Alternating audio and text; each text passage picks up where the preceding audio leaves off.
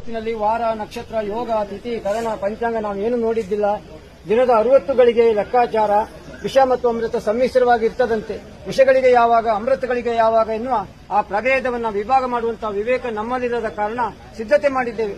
ಆ ನಿಟ್ಟಿನಲ್ಲಿ ಕಾರ್ಯದೋಷ, ಕರ್ಮದೋಷ, ಅಚಾತುರ್ಯವಾಗಿ ಅಪರಾಧ, ಪ್ರಮಾದ ಎಲ್ಲವೂ ನಮ್ಮಿಂದ ಆಗಿರಬಹುದು. ಆ ಅಪರಾಧ ಪ್ರಮಾದವನ್ನು ಮನ್ನಿಸಬೇಕು. ವಿಷಗಳಿಗೆ ಎದ್ದು ಗರುಡನ ಉಡಲಿಗೆ ಸೇರಿಸಿ ಅಮೃತಗಳಿಗೆ ಮಹಾಸಿದ್ಧಿ ಯೋಗವನ್ನು ನಮಗೆ ಒದಗಿಸಿಕೊಡಬೇಕು ದೇವರೇ. ಹಿರಿಕರು ಮಾಡಿದ ಕಾಲು ಭಾಗದಲ್ಲಿ ಕೀಳು ಭಾಗ ಮಾಡುವುದು ಕಷ್ಟ. ನಮಗೆ ಗೊತ್ತಿದ್ದ ರೀತಿಯಲ್ಲಿ ಇಂದಿನ ಕಾಲಸ್ಥಿತಿ, ಮನಸ್ಥಿತಿ, ಪರಿಸ್ಥಿತಿಗೆ ಎಣಿಸಿ ಯೋಗ್ಯವಾದ ರೀತಿ ನಮ್ಮ ಮಾಡಲಿಕ್ಕೆ ಸಾಧ್ಯವಾದ ರೀತಿಯಲ್ಲಿ ಮಾಡಿದ್ದೇವೆ. ಮಾಡಿದ ವಿಧಿವಿಧಾನದಲ್ಲಿ ವ್ಯತ್ಯಾಸ ತುಂಬಾ ಇರಬಹುದು.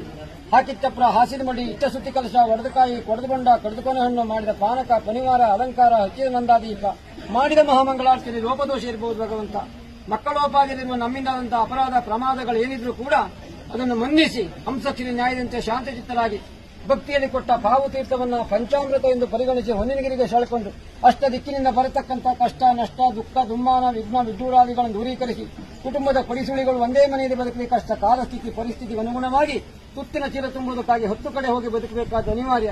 ಮನೆ ಬೇರೆ ಮಾಡಿಕೊಂಡವರು ಇರಬಹುದು.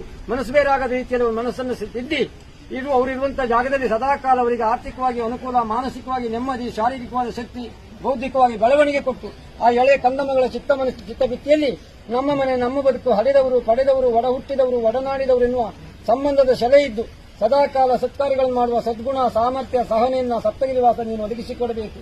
ಭಕ್ತಿಪೂರ್ವಕವಾಗಿ ಇಂದೀಗ ಹತ್ತೂರದಾಸರು, ಗ್ರಾಮದ ಗೃಹಸ್ಥರು, ಮನೆಯ ಕುಲಕೋಟಿ ಕುಟುಂಬ ಒಂದಾಗಿ ಹುಲ್ಲಿನ ಮನೆ ಅಂಗಳದಲ್ಲಿ ನಿಂತು ಹೊನ್ನಿನ ಮನೆಯೊಡನೆ ಕುರಿತಾಗಿ ಪ್ರಾರ್ಥಿಸಿ ಸಲ್ಲಿಸಿ ಹಾಕುವಂತಹ ಅಕ್ಷತೆ ಕೇವಲ ನಮ್ಮ ಕಣ್ಮುಂದೆ ಕಾಣುವ ಈ ವೃಂದಾವನಕ್ಕಲ್ಲ, ಹಾವಿನ ಹಾಸಿಗೆಯಲ್ಲಿ ಮಲಗಿ ಹೂವಿನ ಹೊದಿಕೆ ಹೊದ್ದ ಗೋವಿಂದ್ರ ಏರಿದಂತ ಸ್ವಾಮಿ ಶ್ರೀನಿವಾಸನ ಸ್ವರ್ಣ ಶಿಖರಕ್ಕೆ ಹೋಗಿ ತಲುಪಬೇಕೆನ್ನುವ ಹಾಗೆ ಭಕ್ತಿಯಿಂದ ಮೂಡಾಯಿ ಮುಖ ಮಾಡಿ ಭಗವಂತನ ಅಕ್ಷತೆ ಹಾಕಿ ಶ್ರೀರಾಮ್ ರಾಮ್ ಗೋವಿಂದಾನ್ನಿ ಗೋವಿಂದೋ,